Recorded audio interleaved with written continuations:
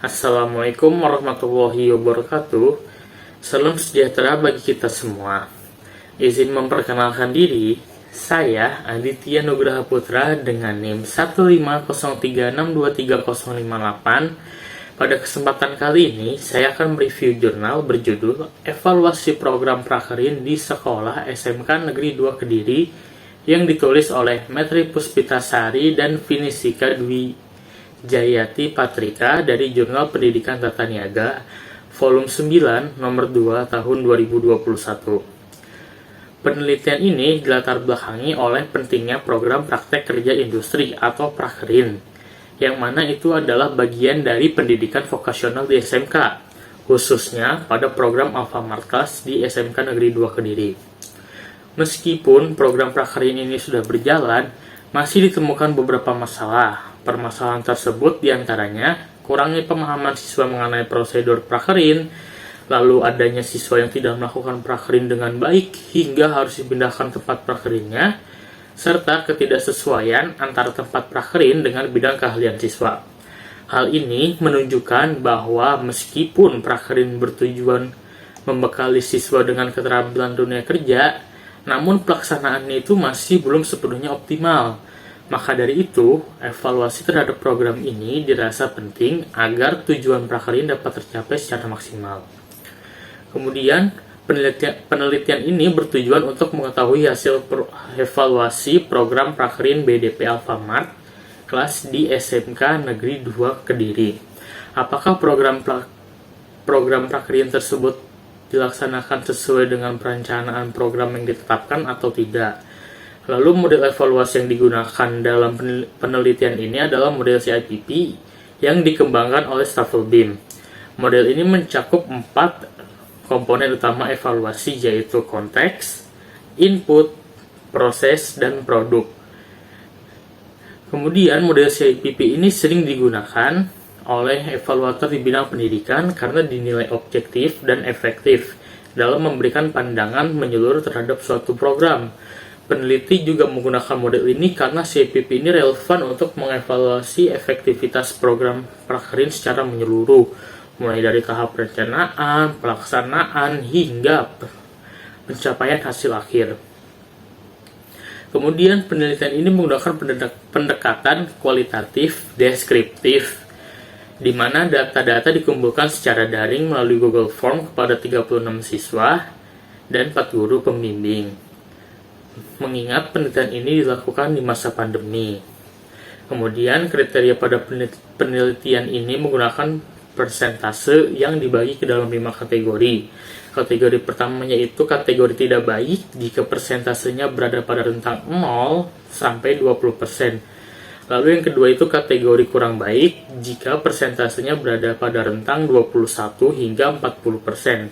Lalu yang ketiga yaitu kategori cukup jika persentasenya berada pada rentang 41 hingga 60%. Lalu yang keempat yaitu kategori baik jika persentasenya berada pada rentang 61% hingga 80%. Lalu yang terakhir yaitu kategori kelima, yaitu kategori sangat baik jika persentasenya berada pada rentang 81% hingga 100%. Kemudian tahapan-tahapan yang dilakukan dalam penelitian ini dimulai dari tahapan pertama yaitu evaluasi konteks, yang berfokus pada analisis kebutuhan siswa serta kesesuaian program prakerin dengan tuntutan dunia kerja atau DUDI. Evaluasi ini juga mencakup kesiapan sekolah dalam menyusun rencana yang mendukung keberhasilan prakerin. Tahapan kedua yaitu evaluasi input, menilai kesiapan siswa, guru, pembimbing, serta sarana dan prasarana. Tahapan kedua adalah evaluasi input yang menilai kesiapan siswa, guru pembimbing, serta sarana. Lalu tahapan kedua adalah evaluasi input yang menilai kesiapan siswa, guru pembimbing, serta sarana dan prasarana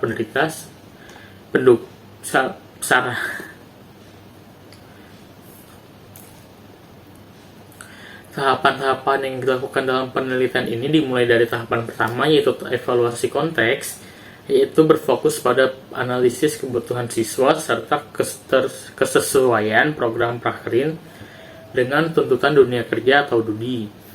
Evaluasi ini juga mencakup kesiapan sekolah dalam menyusun rencana yang mendukung keberhasilan prakerin. Lalu tahapan kedua adalah evaluasi input yang menilai kesiapan siswa, guru pembimbing, serta sarana dan prasarana pendukung sebelum prakerin dimulai. Kemudian yang ketiga itu adalah evaluasi proses, bertujuan untuk melihat sejauh mana sih pelaksanaan program tersebut sesuai dengan rencana, termasuk partisipasi siswa dan keterlibatan guru pembimbing selama prakerin berlangsung. Yang terakhir yaitu tahapan keempat, yaitu evaluasi produk yang bertujuan untuk mengukur hasil akhir dari pelaksanaan prakerin seperti peningkatan kemampuan siswa, keterampilan baru yang diperoleh, dan kesiapan kerja mereka setelah mengikuti program tersebut. Maka hasil dari evaluasi tersebut diperoleh hasil bahwa komponen konteks menunjukkan bahwa program prakerin telah dirancang sesuai dengan kebutuhan siswa dan dunia kerja. Dokumen perencanaan administratif lengkap, sarana praktik tergolong cukup, meskipun terdapat kendala seperti ruang praktik yang kurang tertata dan keterbatasan alat praktik. Guru pembimbing juga menghadapi tantangan dalam jumlah tenaga pendamping yang terbatas. Secara umum, siswa memberikan penilaian sebesar 85,65% dan guru sebesar 74,17%.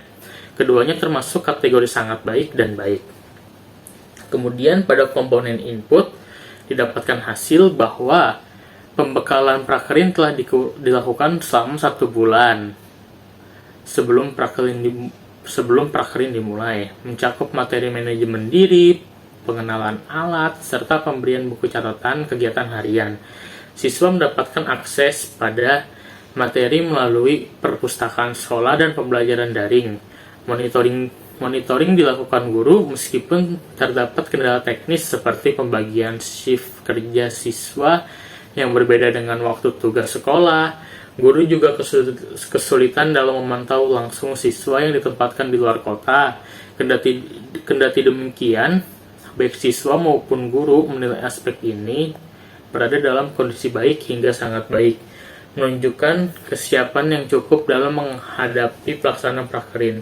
Maka dari itu, siswa memberi penilaian sebesar 85,44% dan guru sebesar 72,92%. Kemudian, pada komponen proses didapati hasil bahwa guru melakukan monitoring langsung ke DUDI dan menilai keterlibatan siswa terhadap SOP yang berlaku. Namun, beberapa kendala muncul seperti menurunnya keaktifan siswa pada saat proses pembelajaran dan kurang maksimalnya pengawasan guru di lapangan akibat padatnya jadwal. Di sisi lain, terdapat perbedaan antara materi yang diajarkan di sekolah dengan praktik di DUDI atau dunia usaha, yang membuat siswa merasa pembelajaran kurang menantang. Walaupun demikian, siswa tetap merasakan manfaat yang besar dari proses ini, sehingga dinilai 83,93% oleh siswa dan 69,33% oleh guru. Sedangkan komponen produk didapati adanya peningkatan keterampilan siswa dan relevansi materi dengan kebutuhan kerja siswa. Kemudian siswa juga merasa mendapatkan manfaat besar mulai dari kemampuan praktik hingga penemuan jati diri. Namun, mereka juga mengalami kesulitan beradaptasi kembali ke sistem pembelajaran sekolah setelah prakerin. Secara keseluruhan, evaluasi produk masuk kategori sangat baik dengan nilai tertinggi yaitu 95,80%. Berdasarkan temuan ini menunjukkan bahwa secara umum siswa merasa program prakerin tersebut berjalan dengan sangat baik dan memberikan manfaat yang besar.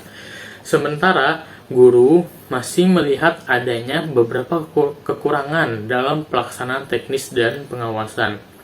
Berdasarkan hasil tersebut, peneliti memberikan beberapa rekomendasi, diantaranya adalah perlunya penataan ruang praktik agar lebih nyaman, lalu penambahan alat praktik agar siswa tidak perlu bergantian ketika praktik, serta peningkatan intensitas monitoring oleh guru pembimbing. Selain itu, sinkronisasi antara sistem yang digunakan di sekolah dan di DUDI juga perlu diperhatikan agar siswa tidak kesulitan beradaptasi. Kemudian peneliti juga menyarankan adanya kerjasama yang lebih erat antara pihak sekolah dan pihak DUDI dalam menyusun kurikulum prakerin agar materi yang diajarkan lebih relevan dengan dunia kerja. Mungkin sekian review jurnal dari saya, kurang lebihnya mohon maaf. Wassalamualaikum warahmatullahi wabarakatuh.